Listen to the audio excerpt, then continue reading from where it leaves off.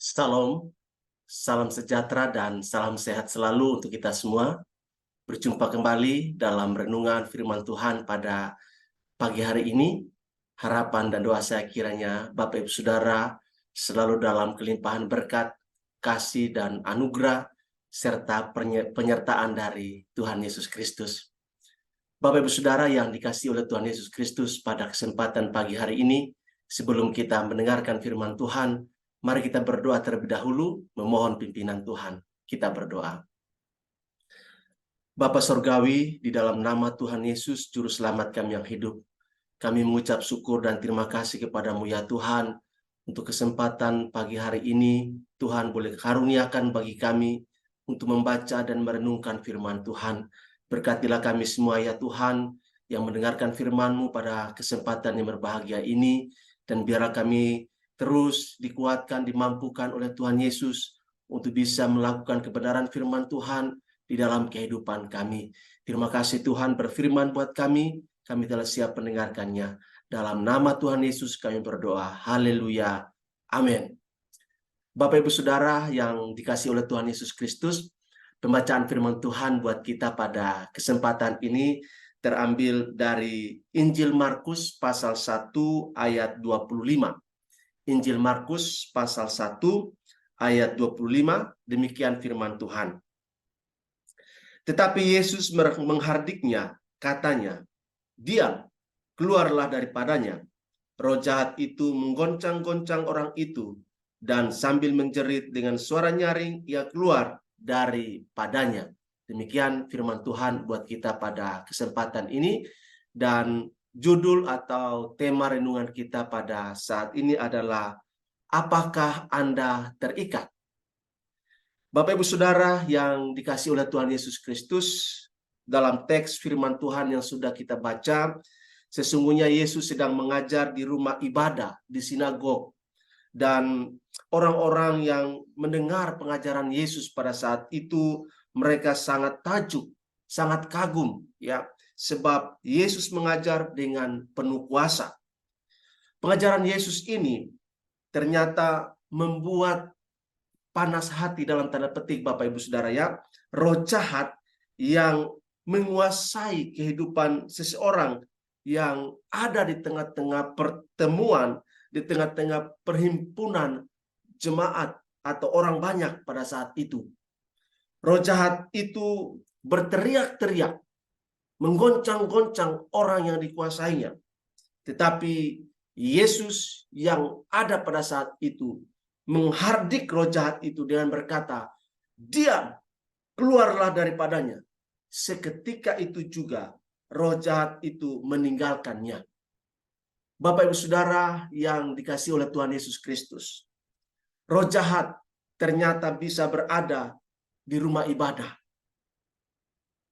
Dia hadir di tengah-tengah perhimpunan jemaat yang sedang memuji dan menyembah Tuhan dengan cara mendompleng seseorang.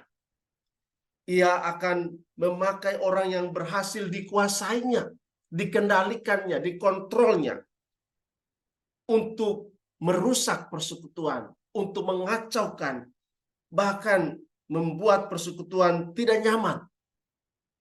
Sehingga antara orang percaya, di antara orang-orang Kristen, saling menuduh, saling menghakimi, saling membenci, saling mendendam satu sama yang lain, saling melukai, saling menyakiti satu sama yang lain. Itulah cara kerja iblis melalui orang yang bisa dikuasainya, yang bisa dikontrol dan dikendalikannya.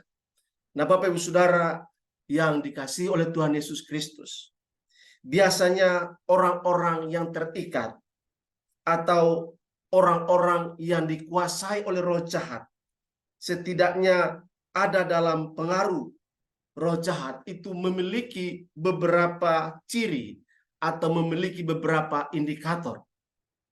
Orang yang dikuasai oleh roh jahat, orang yang dikendalikan, dikontrol oleh iblis, ada indikatornya Bapak Ibu Saudara. Yang pertama, ia memiliki roh penolakan. Sekali lagi, orang yang dikuasai oleh roh jahat dikuasai, dikontrol oleh iblis. Indikator pertama, ia memiliki roh penolakan. Orang yang terikat roh jahat, ya, biasanya tidak suka dengan kebenaran firman Tuhan. Itu jelas. Penolakan bisa dalam dua bentuk, Bapak Ibu Saudara. Yang pertama bersifat pasif, ketika mendengar atau membaca firman Tuhan langsung ngantuk. Ketika mendengar pemberitaan firman Tuhan langsung tertidur. Ya, tidak ada kerinduan, tidak ada ketertarikan terhadap firman Tuhan yang akan diberitakan, yang akan dia dengar. Tidak ada rasa haus dan lapar akan firman Tuhan. Kemudian indikator kedua, dia agresif, selalu mengkritik khotbah, baik yang disampaikan di gereja ataupun dalam persekutuan-persekutuan doa, persekutuan-persekutuan ibadat tengah minggu. Orang yang punya roh penolakan itu selalu keluar dari mulutnya kritik, kritik, kritik, dan kritik. Tetapi tidak pernah dia melakukan firman Tuhan yang dia dengar.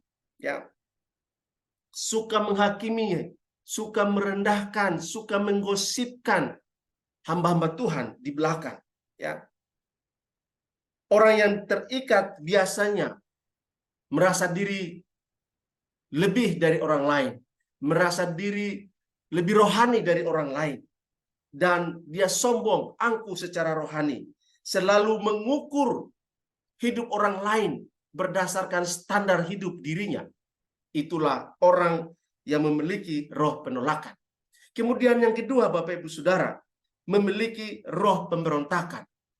Indikator kedua atau ciri kedua, orang yang terikat oleh roh jahat. Yang kedua ialah memiliki roh pemberontakan. Yang pertama memiliki roh penolakan, yang kedua memiliki roh pemberontakan. Nah, Bapak Ibu Saudara yang dikasihi oleh Tuhan Yesus Kristus, orang yang terikat roh jahat tidak suka dipimpin, tidak suka diatur, tidak mau diarahkan, tidak mau dinasehati. Ketika dinasehati dia menolak, dia tidak mau menerima, dia memberontak, dia melawan. Di rumah memberontak kepada suami, melawan kepada orang tua. Di kantor memberontak kepada bos, kepada pimpinan. Di gereja melawan hamba Tuhannya, melawan pendetanya. Nah, Bapak Ibu Saudara yang dikasihi oleh Tuhan Yesus Kristus, roh jahat selalu ingin mengendalikan, selalu ingin menguasai, selalu ingin memakai orang yang memiliki roh pemberontakan ini menjadi alat iblis, alat roh jahat untuk menguasai, mengganggu, merusak intimasi, merusak relasi di antara tubuh Kristus. Kemudian yang terakhir, yang ketiga, ciri yang ketiga, orang yang dikuasai oleh roh jahat, yaitu memiliki roh pemecah belah. Nah, ini dia, roh pemecah belah. Nah, Bapak Ibu Saudara yang dikasihi oleh Tuhan Yesus Kristus, kehadiran roh jahat pasti merusak kasih persaudaraan dalam tubuh Kristus. Kasih menjadi dingin, yang tumbuh adalah dendam, sakit hati, kekecewaan, akar pahit, kedagingan yang tumbuh dalam tubuh Kristus ketika roh pemecah belah dibiarkan menguasai, mengontrol, mengendalikan orang-orang yang ada dalam komunitas tubuh Kristus. Roh pemecah belah bekerja dengan cara memanipulasi situasi, mendominasi dan mengintimidasi orang-orang di sekitarnya, sehingga muncul sikap saling curiga, ya, gosip, fitnah, salah paham, konflik, dan puncaknya adalah perpecahan gereja, pindah dari satu gereja ke gereja lain, dan seterusnya dan seterusnya. Oleh karena itu, Bapak Ibu Saudara, kalau ada ciri tiga ini dalam komunitas tubuh Kristus, maka cara terbaik ialah mengalami kelepasan dari Tuhan Yesus. Dan untuk mengalami kelepasan, kita harus mengakui bahwa itu ada secara realita, kenyataannya, roh pemberontakan, roh penolakan, roh pemecah belah, kita akui ada. Dan karena itu, kita minta ampun kepada Tuhan Yesus. Dan dengan iman, kita bertekad mengusir semua roh ini dari dalam diri kita. Dan dengan kekuatan Tuhan Yesus, kuasa Tuhan Yesus yang ada pada kita, kita bisa mengusir, menengking roh-roh yang mencoba untuk menguasai orang-orang dalam tubuh Kristus. Setelah itu, kita harus belajar menerima setiap kebenaran, tunduk pada otoritas, dan aplikasikan, praktekkan kasih Kristus dalam persekutuan, yaitu saling mengasihi, saling menopang, saling menghormati, saling melengkapi, saling mendukung satu sama yang lain. Sehingga pertumbuhan kualitas rohani dalam tubuh Kristus, dalam jemaat, dalam keluarga, hari lepas hari semakin dipulihkan, semakin lebih baik. Kiranya Tuhan menolong kita untuk bisa melepaskan diri dari keterikatan roh-roh jahat dalam hidup kita. Tuhan memberkati kita. Amin. Kita berdoa. Bapa Sorgawi, di dalam nama Tuhan Yesus, kami bersyukur Tuhan untuk kebenaran firman-Mu pada pagi hari ini, bahwa Engkau telah menyelamatkan kami, membebaskan kami dari pengaruh-pengaruh kuasa-kuasa kegelapan, roh-roh jahat di udara. Namun acap kali Tuhan, kami membiarkan roh penolakan, roh pemberontakan, roh pemecah belah hadir dan menguasai komunitas di mana kami ada. Karena itu Tuhan, ampuni kami. Dan mari Tuhan tolong kami supaya kami bisa bertekad di dalam nama Tuhan Yesus.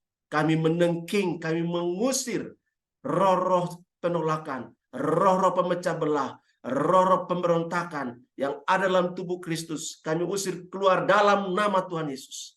Bahkan kami usir keluar dari dalam diri kami dalam nama Tuhan Yesus. Dan biar Roh Kudus yang bekerja leluasa dalam kehidupan kami. Terima kasih Tuhan, terpuji, termulia Engkau. Pakailah kami ya Tuhan, untuk bisa menasihati, bisa saling mengasihi, saling menghargai, saling menopang satu sama yang lain. Terima kasih Tuhan, sehingga komunitas tubuh Kristus terus bertumbuh dalam iman, kasih, dan pengharapan, dan semakin dewasa di dalam Engkau. Terima kasih Tuhan, terpuji nama-Mu. Dalam nama Tuhan Yesus kami berdoa dan bersyukur. Haleluya. Amin. Demikian Bapak Ibu Saudara firman Tuhan buat kita pada kesempatan yang berbahagia hari ini. Biarlah Tuhan memberkati kita semua. Salam sejahtera dan salam sehat selalu. Salam untuk kita semua. Sampai bertemu dalam renungan firman Tuhan selanjutnya. Amin.